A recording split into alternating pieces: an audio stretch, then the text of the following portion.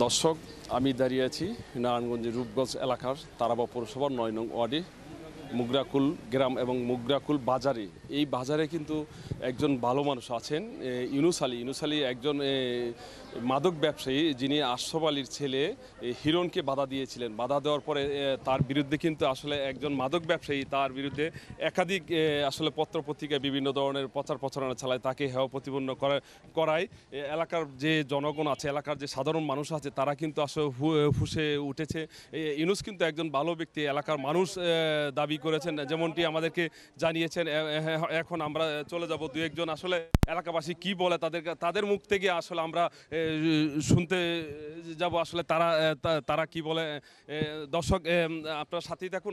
আমি কিন্তু দেখানোর চেষ্টা করতেছি আসলে এই ইউনুসের বিরুদ্ধে যে অভিযুক্ত হয়েছে, আসলে সে কি ভালো মানুষ না।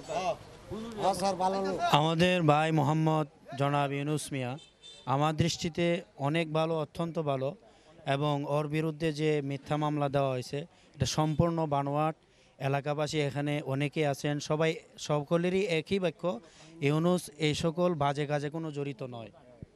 যেমনটি আমাকে জানিয়েছিলেন একজন ইমাম সাহেব, যে একজন মসজিদের যে ইমাম সাহেব আসলে কখনো কারো বিরুদ্ধে মিথ্যা অভিযোগ বা আসলে সত্য কথা ছাড়া অন্য কারোর সাথে মিথ্যা বলতে পারেন। আমরা এখন আরেকজনের কাছে চলে যাব, যিনি এলাকার যে একজন গণ্যমান্য ব্যক্তি।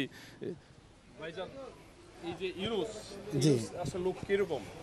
আলহামদুলিল্লাহ, আমি এই গ্রামের ছেলে না। আমার বাড়ি চাঁদপুর শাহরাস্তিতে।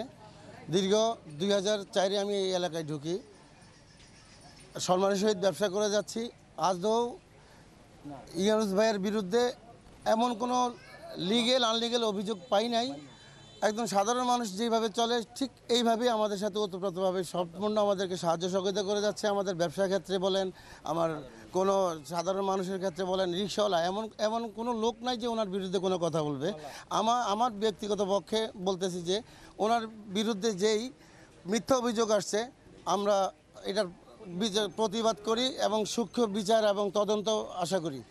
যেমনটি আমাকে একজন দর্শক বা এলাকার লোকজন যেমনটি আমাকে জানিয়েছেন, আসলে ইউনুস এই কাজের সাথে জড়িত না। আমরা আরেকজন ব্যক্তির কাছে চলে যাব।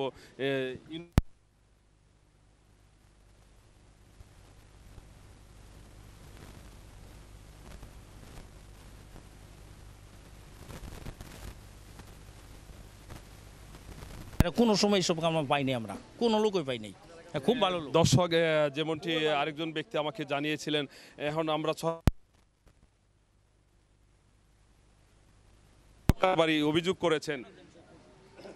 আসলে কেন আপনার বিরুদ্ধে অভিযোগটা করেছেন? কেন আমার বিরুদ্ধে হেরা আসলে আমার মনে করেন ফাঁসানের লেগা বা আমার একটা অপবাদ দেওয়ার লেগে হেরা এই অভিযোগটি করতেছে, এটি শত্রুতামি করে করতেছে।